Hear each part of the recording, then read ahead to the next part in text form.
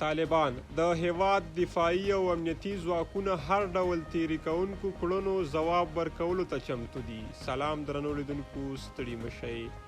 د طالبانو د دفاع وزارت پر خپله ایکس پاڼه په پکتیکا او خوست ولایتونو کې د پاکستاني الوتکو د برید په غبرګون کې ویلي د هیواد دفاعي او امنیتي ځواکونه د هر ډول تیري کوونکو کړنو ځواب ورکولو ته چمتو دي او په هر ډول حالاتو کې به له خپلې ځمکنۍ بشپړتیا څخه دفاع وکړي.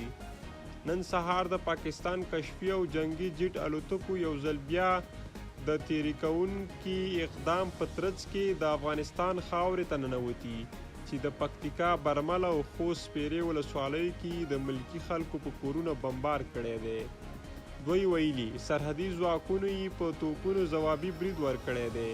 د دغه تیري په ځواب کې د افغانستان اسلامي امارت د پوځ سرحدي ځواکونو د فرضي کرښې په اوږدو کې د پاکستان پوځي مرکزونه د درنو وسلو په وسیله په نښه کړل.